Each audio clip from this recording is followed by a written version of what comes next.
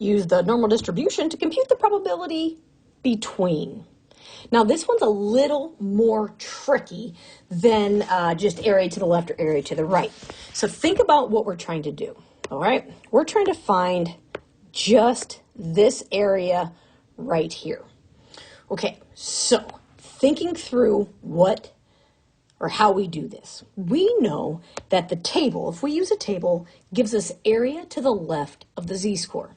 So bear with me. We have the normal distribution. We have two z-scores. So let's talk about the z-score on the left. We'll call it the squiggly line. When I look up that z-score, it gives me area to the left, noted by this thick arrow that I'm drawing, okay? Area to the left. Then when I go to the right z-score and I find that z-score in the table, it also gives me area to the left. Now, what you'll notice is that we have overlap. Both of these arrows fall to the left of the leftmost z-score, which means, let's just think for fun that the rightmost z-score has an area of 0.8. I'm using easy numbers here. And that the area, the leftmost z-score has an area of, let's say, 0.4. Nope, I don't want to use 0.4. That's confusing. Let's use 0.3. Okay, so if I would subtract them, right, I get 0.5. So think about this. If I subtract the top long one minus the short one, it's the overlaps that go away. So I'm left with just what's in the middle. So that's the idea. We're going to find the area of both of them and then subtract. It might be helpful if we put this in actual perspective here. Okay, so let's draw this out.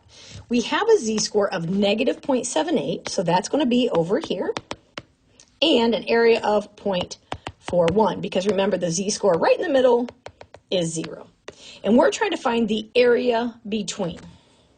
Okay, so first we'll call this number 1. We're going to find the area to the left of negative 0.78.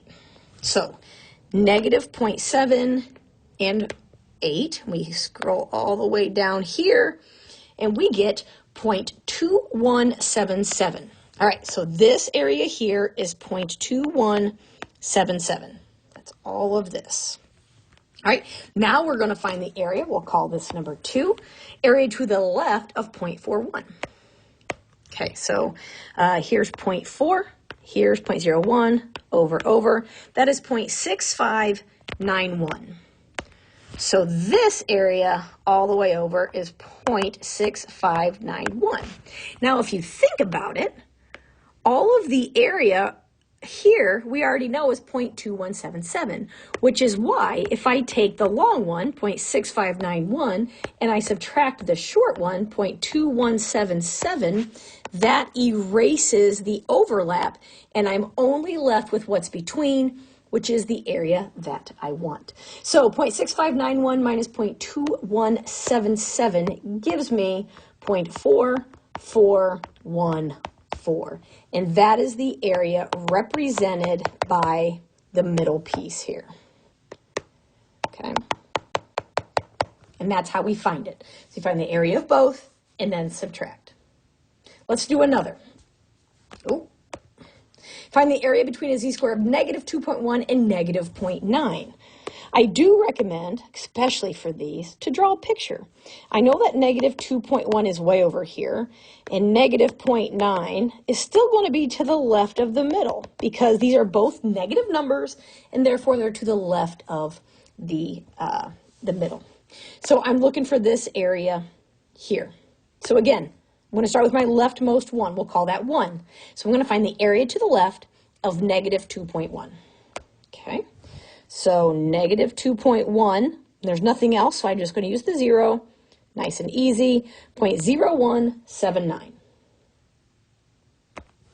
So 0.0179 is here to the left.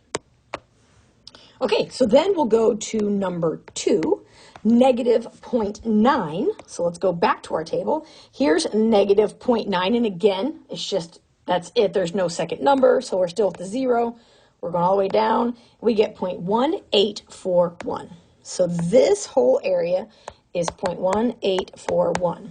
So again, we want to get rid of this overlap. So I take 0.1841 and subtract 0.0179. And when I do that, I'm left with 0.1662. And that is the area represented in this middle between -2.1 and z-score of -0.9. Hope that made sense.